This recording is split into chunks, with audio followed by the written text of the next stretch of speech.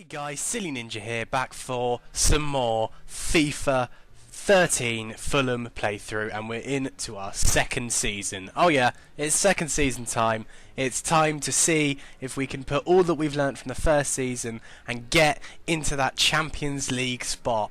If we could do that, then I'd be a very, very happy man. But we're going to start off with a continue just from the previous screen from the last video, and now we have all of the objectives that we've got for the next season. As you can see, qualify for the Europa League. That's a target that I would have set for myself, so that's realistic. I'm happy with that. It's a realistic thing. We have £19.5 million to spend, which is a lot of money, but that is demanding. Reach the final of the Europa League. Now that's going to be tough, and I've also got to reach the final of the Domestic Cup.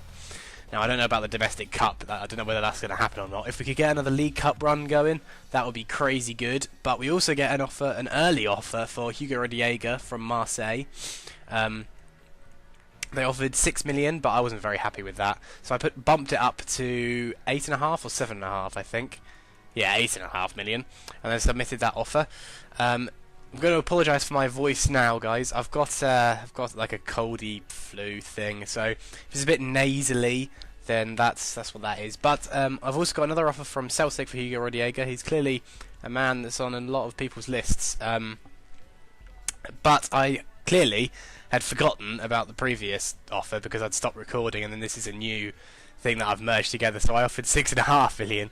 So I was sort of like, when I realised that I gave Marseille the 8.5, I was like, oh shit, what have I done? But it doesn't seem to matter because Celtic were not willing to play ball with 6.5 million. I put it down to 6.3, still lower than the Marseille offer, and also Sampdoria, I think that's what it is, also put an offer in. 6.3 mil I put on him. There's still a lot of money for Hugo Rodallega, in my opinion. He's not that great, got to be honest. He's okay. He did well last season. I don't think Insigne was my top goal scorer, but he got a lot of assists. He did well in his attacking mid role.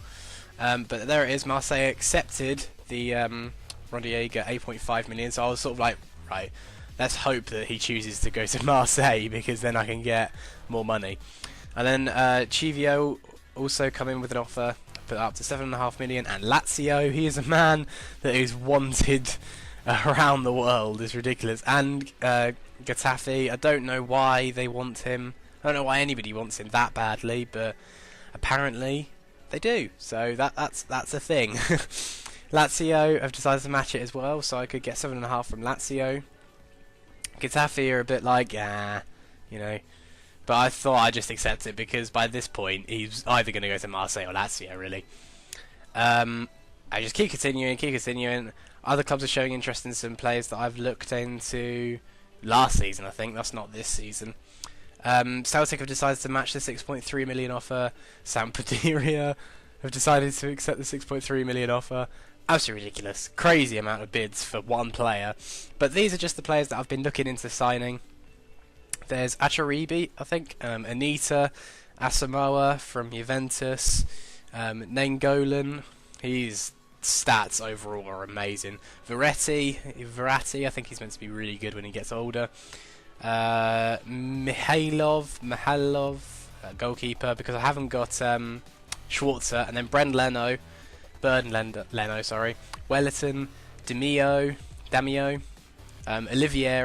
Oliveira, and Gabardini. He'd be the signing that I'd want, but he's on loan, I think. So here are the inquiries. 18.5 for him. I don't have the money for that.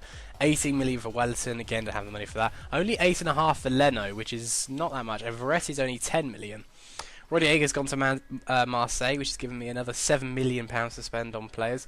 As you can see, 8.5 was like, yeah, that's a reasonable amount of money. So I offered that.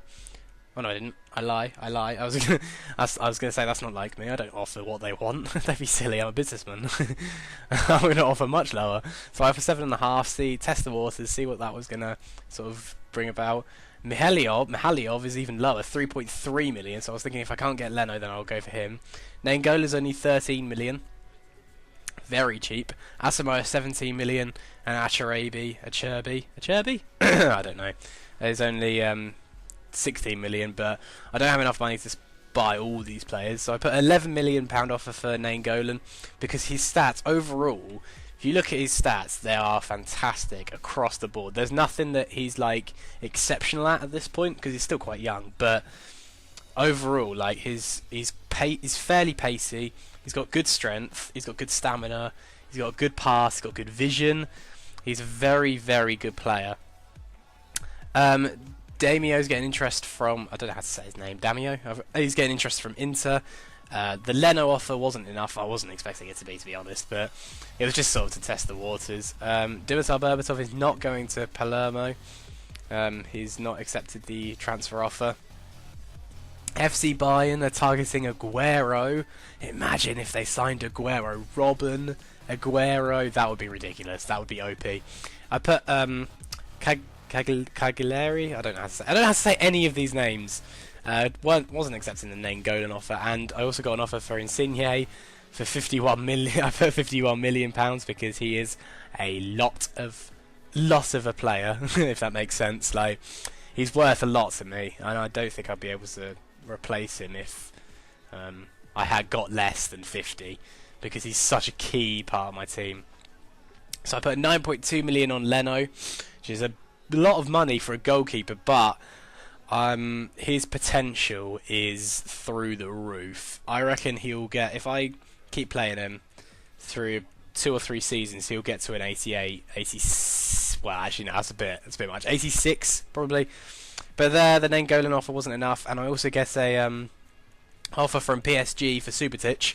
Now, I don't know why they're trying to buy Subotic, because they already have Thiago Silva and what's the other guy in the centre back? They have another awesome guy in centre back as well. So, but anyway, the Leno bid was accepted. So now all I have to do is make sure that his wages are acceptable, make sure that he's happy with what he's getting, and so I can put him into the team. Seeing as Schwarzer has retired after last season, so has Damien Duff. I've also released Simon Davis. Who else have I released? That right back that was a bit shit, Briggs or whatever it was. But Leno, there it is, the news that Leno has accepted the transfer offer. I'll put the accept offer on. I confirm it eventually. And there it is, the first deal of the summer. We've got a goalkeeper in, and Nainggolan has accepted Cagliari have accepted the offer for Nainggolan. But I haven't organised my budget allocation, so that my wages, I can't really afford the proper wages. So I put 40k on, but if he doesn't accept it, then I'll simply just like swap it, move the budget allocation to a certain amount, sort of thing, so that I have enough to offer him what he wants, because it would be amazing if I could get him into my team. It would be absolutely beast mode activated.